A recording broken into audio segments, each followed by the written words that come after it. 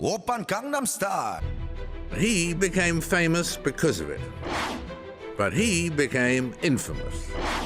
It made him a winner and him a loser. In fact, over the last 20 years, it's revolutionized all or most of our lives. The internet. I'm on my way to meet the man who made it all possible. And instantly, you are taller than I expected. How's that? Marc Andreessen, visionary inventor. Everybody now denies that they were skeptical, but I was there, and I know that they were. And visionary investor. And you sold it for? $8.5 billion. That's a very attractive deal, isn't it? That was a very good return on investment.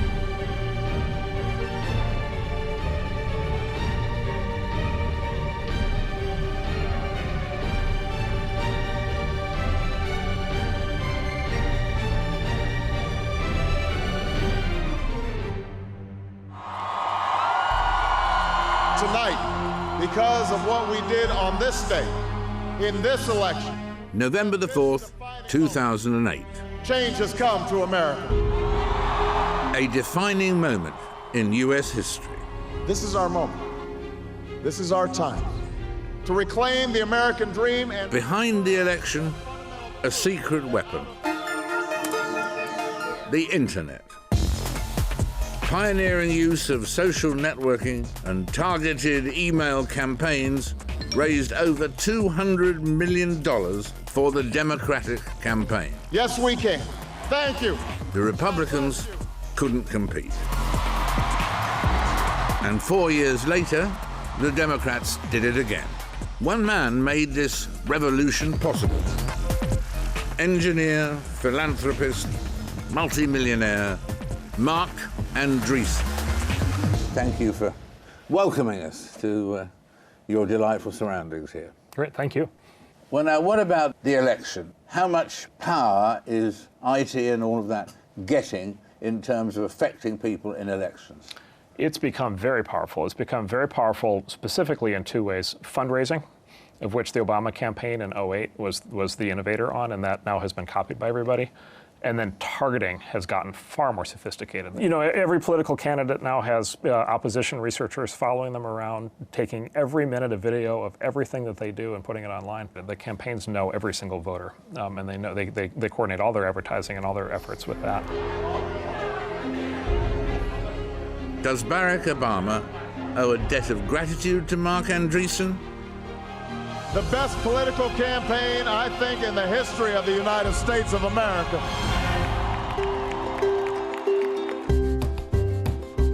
Marc didn't invent the internet.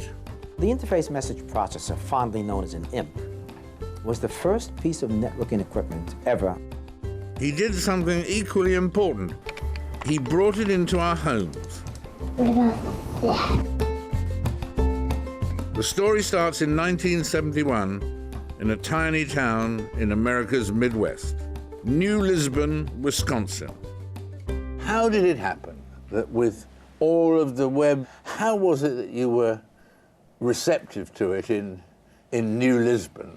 I think I got lucky. I was 10 when the personal computer came out, and so I was at exactly the right age to be in school when the first computers showed up. I read that you basically invented a virtual calculator when you were 12 or something. We played around a lot, did a lot of experiments, but it didn't. In honesty, it didn't really click for me actually until college, and then I figured it out. And at college was when you decided what your future was going to be. Yeah, it really was. Yeah. And I got lucky because of Al Gore. I'm Senator Al Gore from Tennessee, and I serve as chairman of the Senate Subcommittee on Science, Technology, and Space. When he famously says he helped create the internet is actually true. I've been actively involved in efforts to make it easier for computers and researchers clustered around computers to communicate with each other much more effectively. In the late 1980s, Gore funded 4 universities to investigate the possibility of a worldwide web. Fate stepped in. I went to University of Illinois, which was one of the 4 supercomputer centers that were funded in the 1980s that were the original hubs of the internet in the United States. Well, the web almost didn't exist. It was very small. The internet itself had been in existence for 30 years. It was just impossible for normal people to use, and the assumption was normal people would never want to use it. Why should they? The internet was the product of a different era. In a mass raid, high-speed bombers could be in on us before we could determine their tracks. The original internet was born out of the Cold War. The Lincoln Laboratory. Here, the most advanced technology was applied to all aspects of the problem of air defense. It quickly proved that computers could be used to process large quantities of air defense data. But the military's computers needed to talk to one another. And in 1963, the forerunner to the internet, known as ARPA, was born. The high-speed electronic computers, for example, will undoubtedly be the basic elements of future systems to be developed in your defense. By 1992, the threat was gone. But ARPA remained, if anyone could be bothered to use it. It was actually funny. The internet was fully running at the university. And so the assumption was you would use all this stuff and you'd have all these big screens and computers and email, and you'd use it while you're at college, and then you'd graduate and you wouldn't use it anymore. What parameters do you have on, Glenn? Don, I've got everything on except for 2 and 5. The web, really only became user-friendly in 94, 95, and we were able to play a part in that. But to play a part in that, Marc had to get himself to where the action was. California. In 1993, aged just 22, he left Illinois for the Golden State. His mission? To drag the world online. Why did it happen here? Here in Silicon Valley, rather than either everywhere else or somewhere else? Silicon Valley has just become, in the last 50 years, a special place, a special culture, a special group of people. It's an environment where entrepreneurs are encouraged, where risk-taking is viewed as a good thing.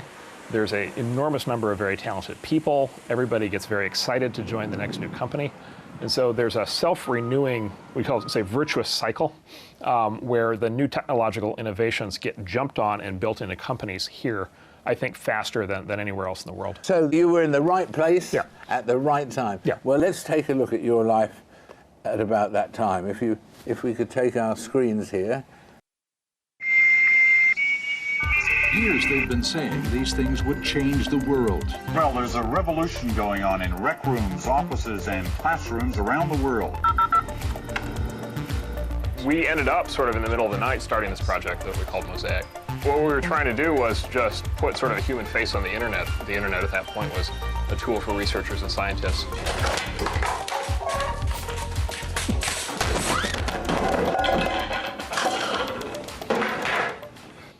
Dramatic scene that there. That wasn't me on the pogo stick. It wasn't? No. That fellow had too much hair. Yeah, absolutely. The whole style of business is different here, isn't it, actually? Yeah, it is. It's. I would say Silicon Valley is a meritocracy. At its best, we're almost the purest meritocracy we've ever had. And so people come in here and pitch us. It really doesn't matter what they're wearing. It doesn't matter how old they are. It doesn't matter how young they are. It doesn't matter where they went to school. If they've got the best ideas, if they have the best insights, there's something very special about that. And deals tended to be done, we always read that, over breakfast in a restaurant and not in a large and pompous boardroom. Well, and always breakfast, because everybody goes to sleep early because everybody's working so hard. So there's none of this. Nobody has any fun. Nobody goes out late at night. In Marc's case, those breakfasts took place here.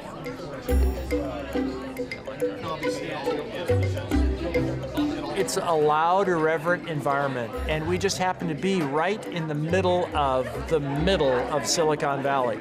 We're where a lot of entrepreneurs meet the money. And in fact, at this table is where Steve Jurvetson and Sabir Bhatia launched Hotmail.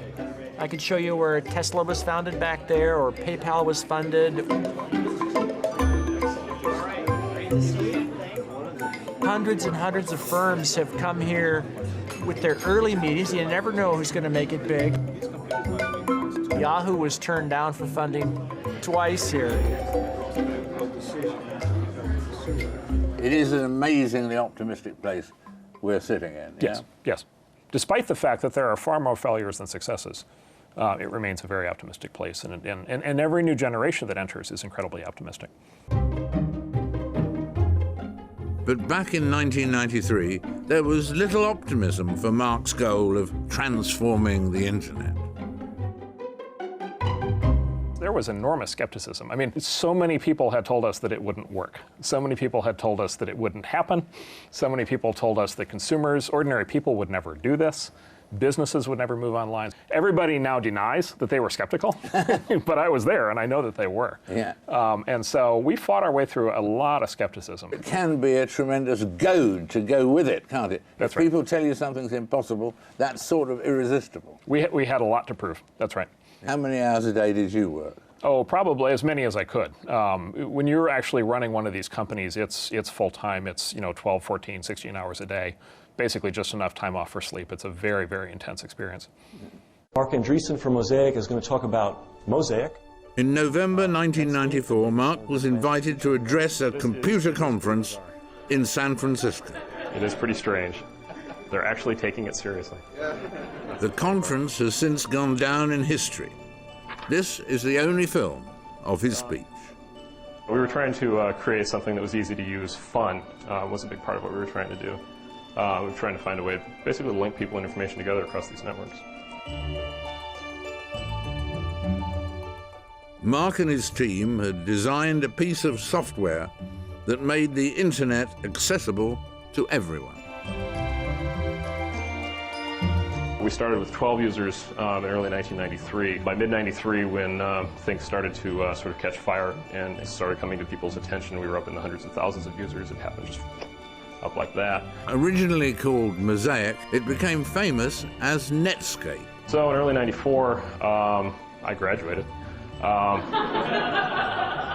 We gave people the tools to be able to go online in a modern way. We gave ordinary people the ability to be on the internet. We also gave ordinary people and businesses the ability to publish onto the internet. And so we both let people consume and also produce.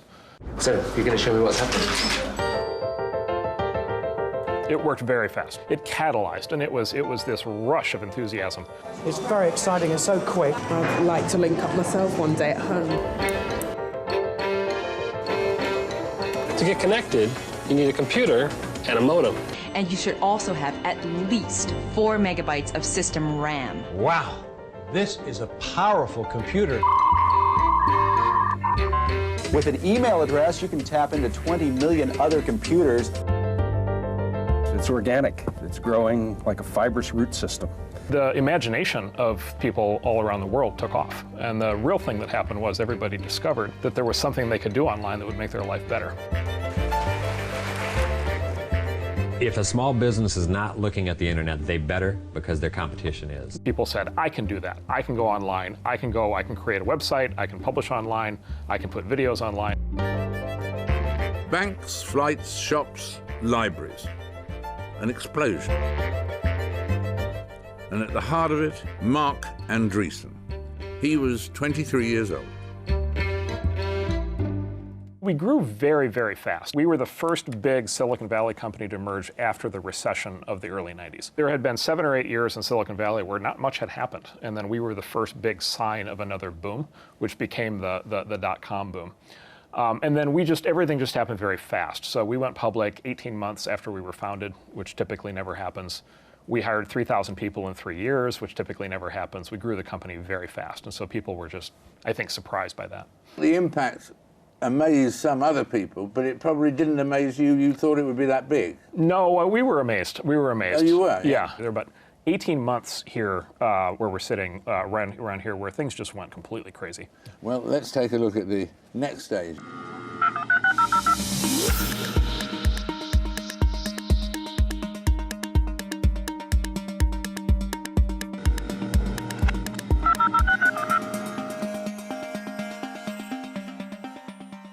Did the photographer persuade you to take your shoes and socks off, or did you take them off? He told, I was informed afterwards only 2 people have been on the cover of Time magazine without their shoes on. The other one was Gandhi. Gandhi? Yes. So I don't know, the photographer apparently got me in a good mood that morning. Did you have to cope with the sort of things that people in show business cope with? You were a matinee idol in a way. Yeah, but we're not nearly as sexy. So this is what comes with being nerds instead of movie stars. Yeah. So it's not quite the same. We don't have many of those same problems, which I think is a good thing. You had to move out of your favorite diner, I read, because you were getting mobbed there. You know, but there are other diners. There's always a new diner. In 1999, Marc sold Netscape to America Online. What we're about here in this merger is building the internet to be the potential that we all dream of into the 21st century. The price, $4.2 billion. We think the combination with AOL is just a killer deal. By this time, of course, you'd reached a level of wealth that was beyond anything that you could have expected. You know. Yeah. What effect did that have on your life? I don't know. I think that's one of those questions that your friends have to answer more than you can answer for yourself. Yeah. The main thing I think is it's given me the ability to do the things that I want to do professionally with the people I want to work with, which I think is a very valuable thing. The best people in Silicon Valley work for many decades and work on the projects they find exciting and work with their favorite people, and that's what I try to do. Netscape opened the floodgates. He found gold at Sutter's Mill. Gold? Gold? Gold? Lured by the promise of untold riches, investors flooded into Silicon Valley. They called it the second gold rush, didn't they, then? Yep. And was that a fair description? It was, yeah. I actually think it has a lot of historical analogies to the California gold rush. It's actually, I don't think it's a coincidence it's in California. I don't think it's a coincidence that it captured the national imagination. It's also not a coincidence it got overdone, it got overblown.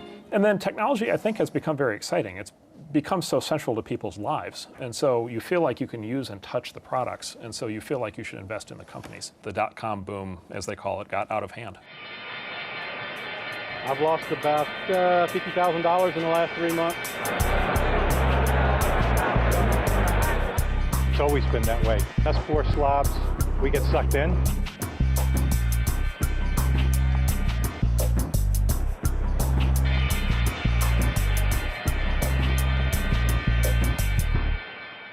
Before the 2000 crash, did you all sort of guess, have a feeling that something like that might be coming, or was it a complete shock? The nature of a bubble that big is that by the time it crashes, nobody believes it can ever possibly crash. And so a lot of people will tell you that they knew it was going to crash. I don't think they did. I think everybody thought it was permanent, and everybody was very surprised by the crash. Really surprised? Very surprised. Shock.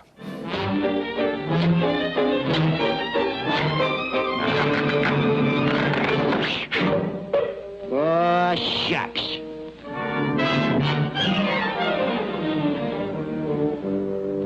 Were more people or less people ruined by that particular crash than you would have expected? No, you know, actually, there were certain investors that were, obviously got badly damaged. Actually, interesting, telecom was a bigger crash than .com. A lot of what was happening there was actually a telecom crash. Telecom companies lost about $1.5 trillion over that time period. .coms were about $500 billion. So it's a lot of money. During a bubble, nobody thinks it's a bubble. After the bubble, everybody is paranoid about bubbles. The next bubble doesn't tend to happen again until everybody's forgotten about the last bubble. It's a sort of an economic history phenomenon. Is there something about this whole world of IT and so on that is inevitably prone to regular crashes? Yeah, there's a lottery. So we point out there's about 4,000 technology companies started a year in the United States. 15 of them will create 99% of the resulting investment gains. And so there's a lottery ticket element to it that I think people get sucked into. But behind the $500 billion losses, Found gold in Virginia City. Gold? unnoticed by most, Silicon Valley was still very much alive. The technology keeps changing and improving all the way through. So all the way through the dot-com crash, everything got better. All the actual products and technologies just kept getting better. So between 2000 and 2008, when we were all in a bad mood, that's when broadband came to the world. That's when the smartphone came out. That's when Facebook was developed. That's when Twitter was developed. That's when YouTube took off. And so investor enthusiasm comes and goes, but the technology just keeps getting better. Here was an opportunity. Marc now made a major tactical decision. Can you put a date on when you decided to end being an inventor and to become a venture capitalist? Was there a day or a month? It was an evolution as opposed to a radical change. We were angel investing, my partners and I were angel investing as individuals. So we were investing in a lot of these companies ourselves. So I'm an angel investor in companies like LinkedIn and Twitter and a bunch of these other companies. I'm on the Facebook board. And so we were already involved in a lot of the other new startups. And at a certain point, we just professionalized that. So we hit the road to raise money for our venture capital firm in March of 2009, right, which was the low of the financial crisis. Complete coincidence. Yeah. But we raised our fund. That was the date. Well, let's take a look at another one of your adventures here, which was the adventure called Skype.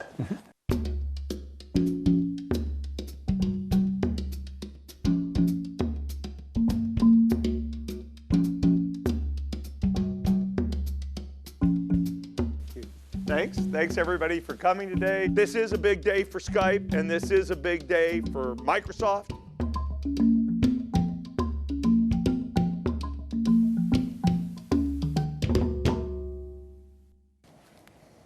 Skype. What was it that people said Skype was too much of a risk and so on? Yeah. But you decided it wasn't. It was our first big deal.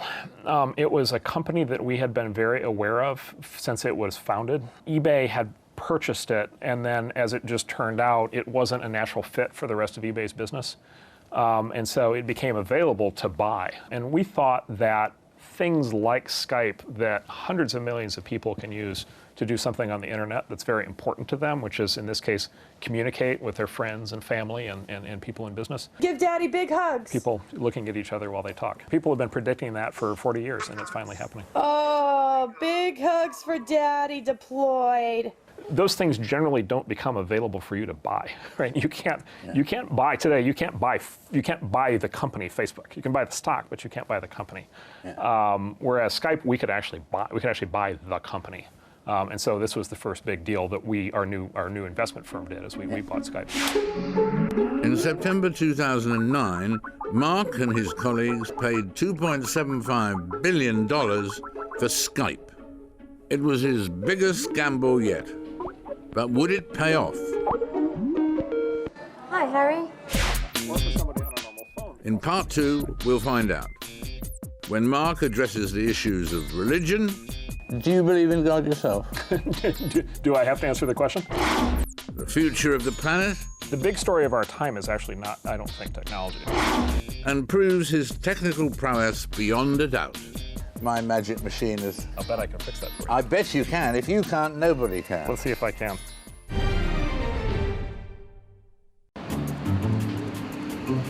I'm in California with internet pioneer Marc Andreessen.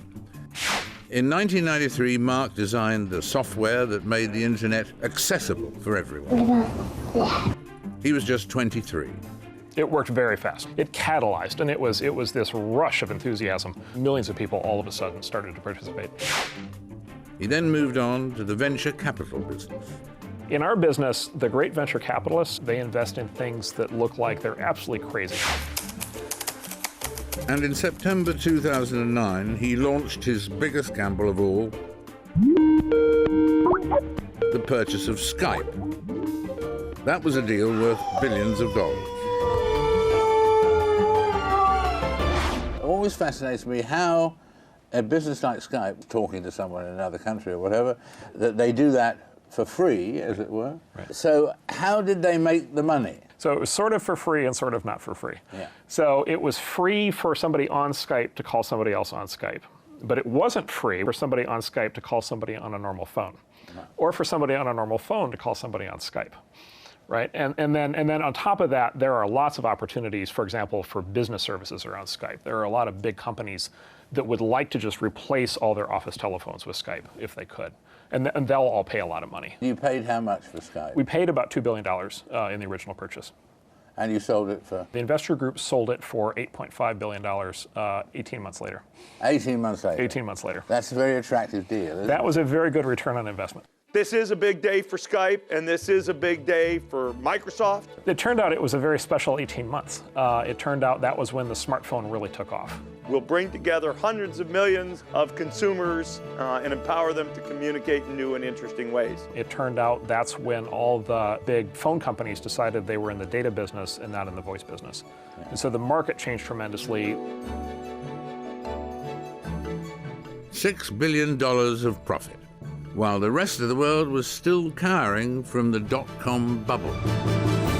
The crisis lasted for how long? Probably 7 or 8 years of essentially, sort of depression, sort of psychological depression because people were very unhappy, and then also economic depression where it was very difficult for new companies to get funded throughout that entire period.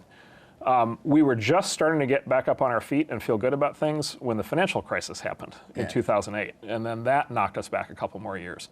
And so it's really only been in the last 2 or 3 years that people have started to get into a good mood again and to get enthusiastic again. And leaping ahead for a moment to today, though some people think there could be another bubble brewing. After the Great Depression, stocks didn't start rising again until the 1960s because it took that long for all the people who went through the Great Depression to not be investing anymore in the stock market. And so I think that people are very paranoid about a bubble, and I think that's precisely why we actually don't have one.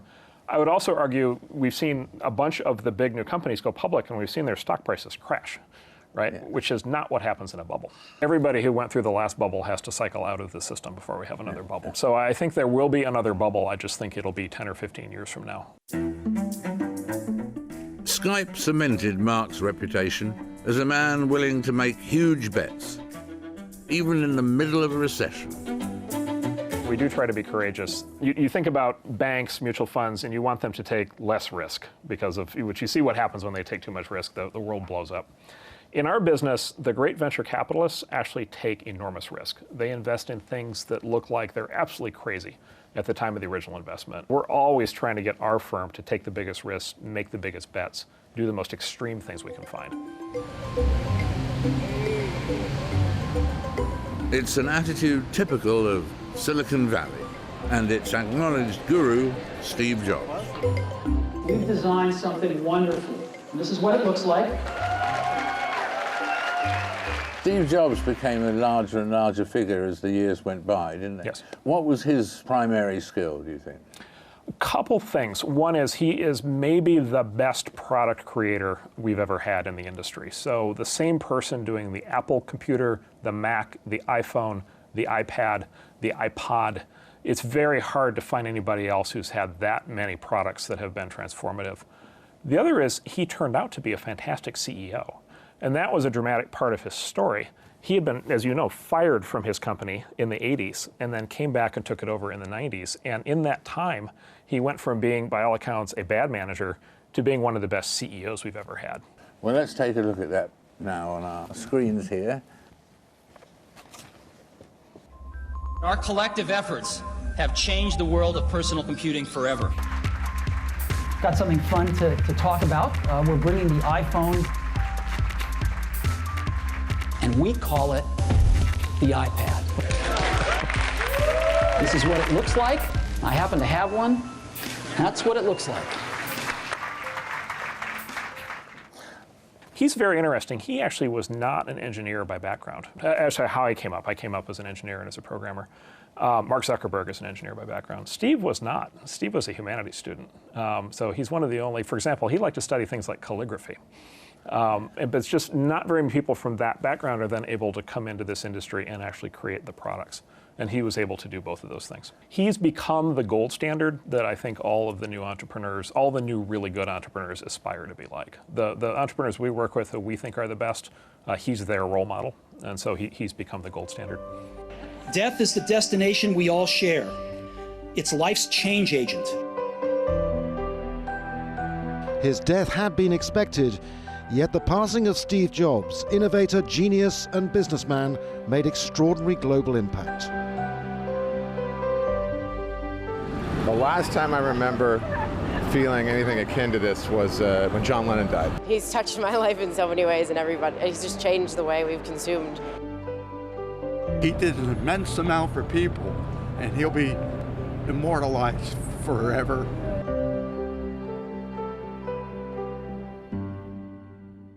Have you seen any effect that his passing has had on Apple? There are definitely changes. It's definitely it's had a very big impact. But you know, he said in the book that came out, he said that his proudest accomplishment of anything he had built was the company, right, as opposed to any of the individual products.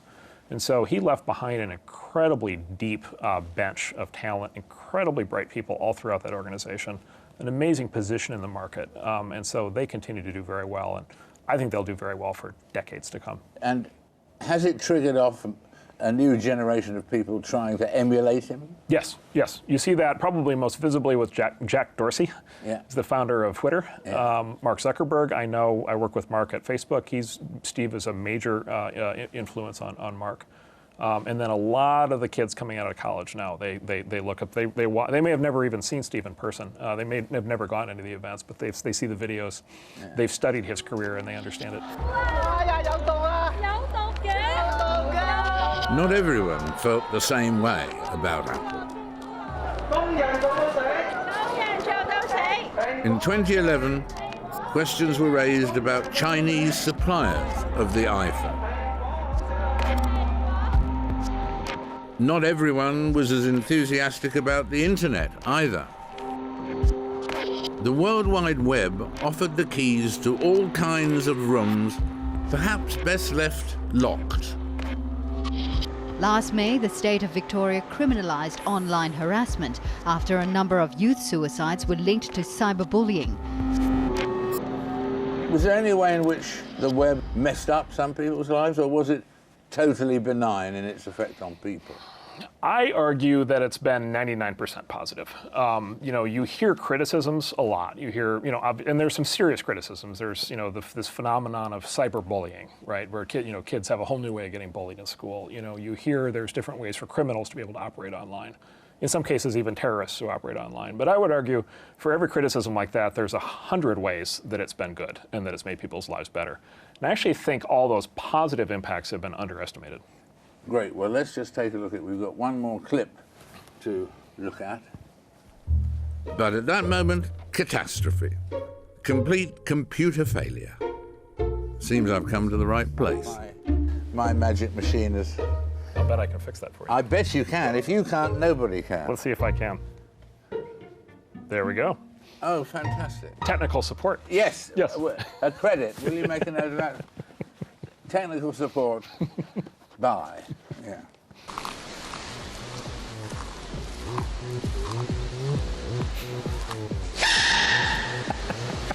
Oppan Gangnam Style. Gangnam Style.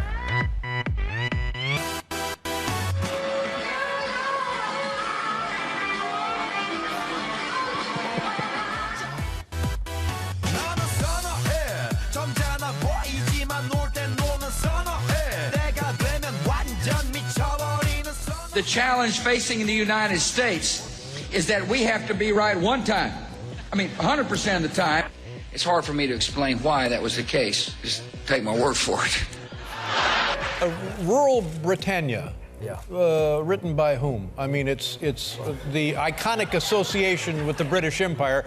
Britain rules the world. Who wrote that? Do you know? You're testing me there. You don't know who wrote Rule Britannia. Yeah, that's bad. That is. I've ended my career on your show you tonight. You do know Texas and Nebraska. Well, that's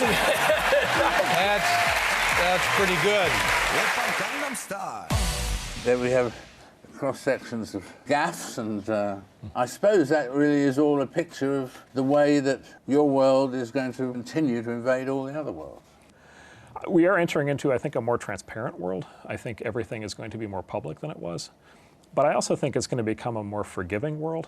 I think it's going to be clearer that we're human and that humans make mistakes.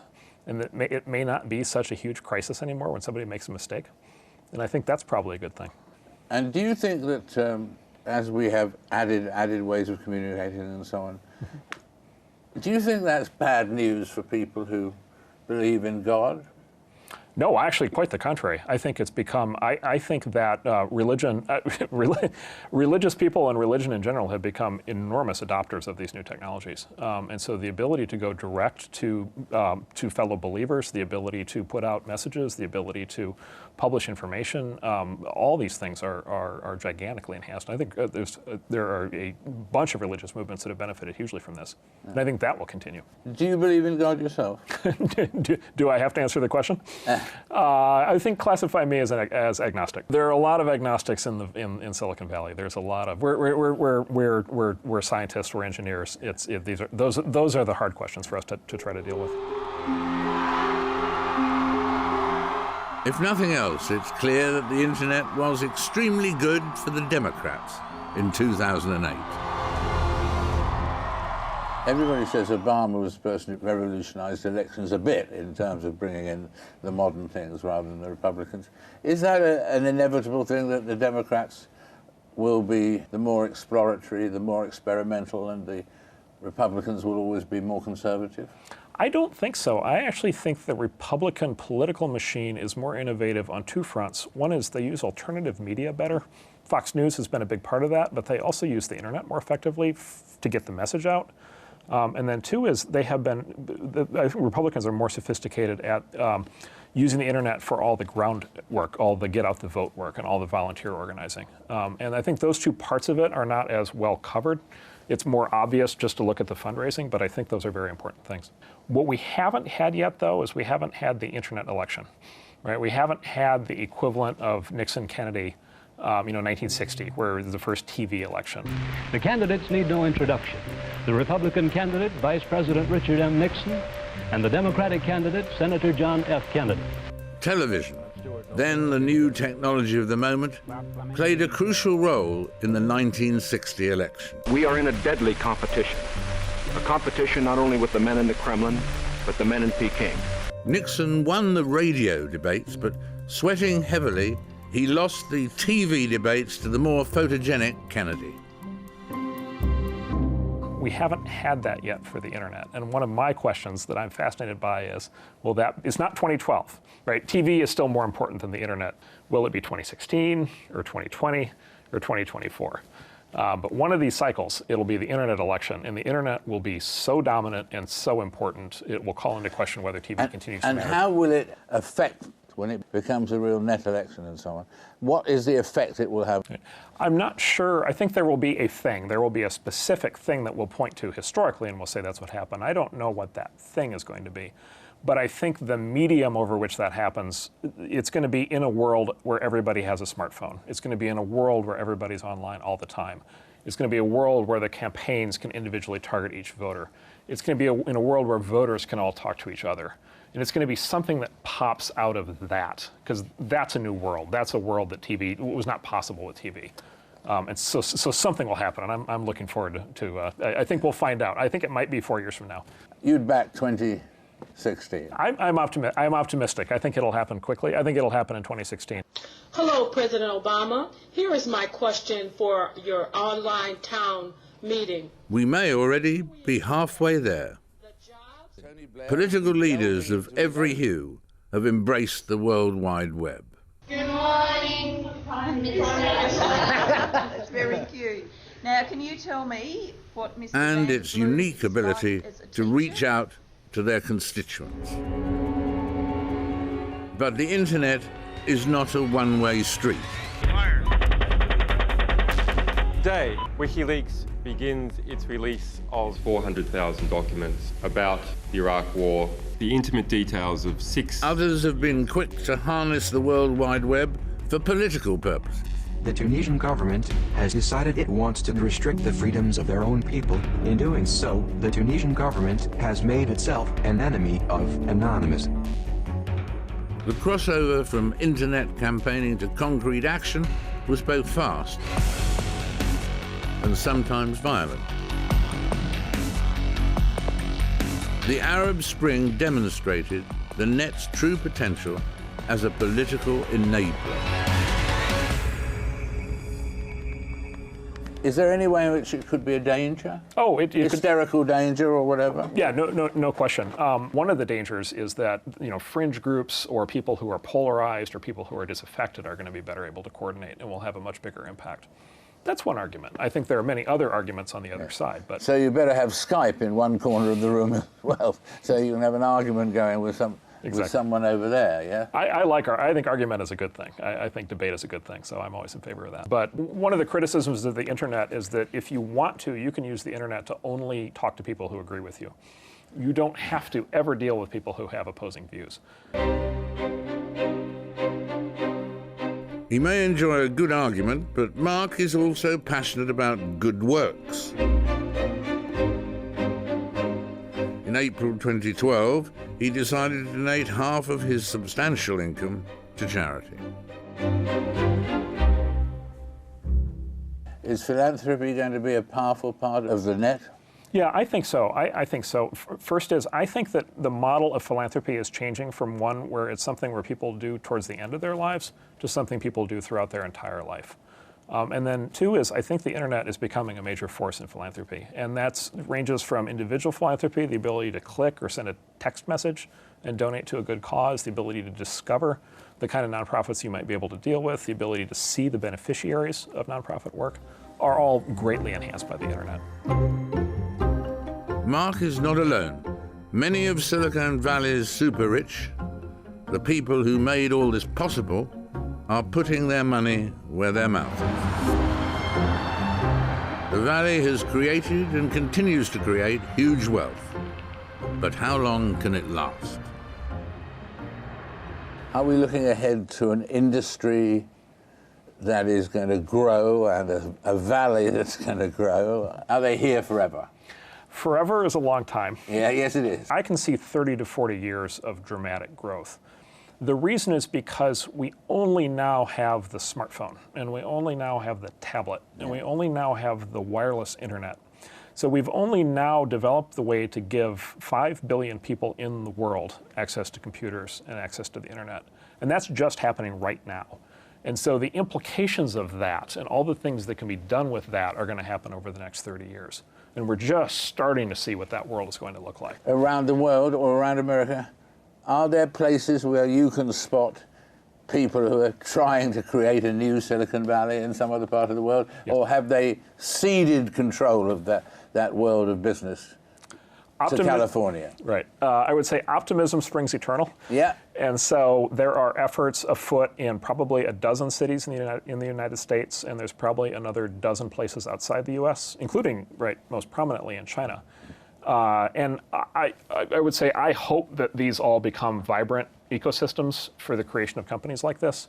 I do think that a lot of people underestimate the special qualities of Silicon Valley and underestimate how hard it is to actually replicate what happens here. I've not seen anything harder than actually creating one of these companies. So I think the entrepreneurs we work with who actually are building the companies, I think they do work harder than anybody else we know.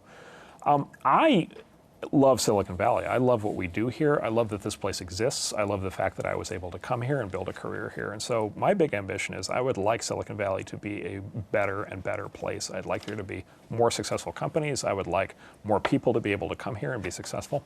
I would like Silicon Valley to have a bigger role in the world and be even more important and have a bigger impact. And so that's what I'm working for. What's the most important advice you give people, do you think? The biggest thing we try to tell people and try to really have them understand is the importance of courage. It is so hard to do the kind of thing that Steve Jobs did. It's so hard to build these products. It's so hard to build these companies. A lot of people would like to do it, and then they give up. It gets tough. Their employees quit, people get upset, the press gives them negative reviews, all kinds of bad things happen. Wall Street hates their stock, and people tend to quit. And so we always tell people, one of the things, all the great ones have in common, like Steve Jobs, is they didn't quit. They never quit. They just kept going. You hear people say failure is okay in Silicon Valley because you can fail and it doesn't kill your career and you can go on and do other things. Which is true, but still, that can't be an excuse for giving up too early, which is what a lot of people unfortunately do. But I will also say, I think the new generation of entrepreneurs in their 20s are better than we were. I think that they have gotten smarter, better educated, better trained, And so we're seeing extraordinarily good entrepreneurs in their 20s right now. But from Marc, an acknowledged technological genius, a surprising revelation. It's not all about computers at all. I think that the big story is going to be people. I think it's what people are going to be able to do with the technology that we're building. I think it's human creativity. I think of the hundreds of millions of kids growing up in China and in India and in Indonesia and all around the world who have, up until now, not had access to modern education, have not had access to career opportunities, have not had access to information, communication, the ability to participate in the global economy, the ability to provide a better life for their kids. And the technologies that we are all collectively building are going to dramatically transform the availability of all of those things to many more people in the world. Since Marc designed Netscape in 1993, the internet has grown to surpass even the wildest dreams of those who designed it. I can't remember what I did before the internet. Even though I'm not from here, but I often come to this cafe to check my Facebook. This is one more step to change our country for the better. The complexity of today's online world is so staggering that sometimes it's hard to work out whether we're driving it or it's driving us. Where will it end? I'm very, very much an optimist. Yeah. I think we live in an imperfect world and we're imperfect people, but everything about all of the tools that we have available is getting better. And so you take human creativity, you take the opening of the developing world, you take all the people in the world who are going to have good ideas, and then you provide them with the tools to make those good ideas a reality. And the world, I think, has to become a better place. So your vision of that future is that it's going to lead to a better world? Yes. Yes, a better world, and a better world for a much larger number of people.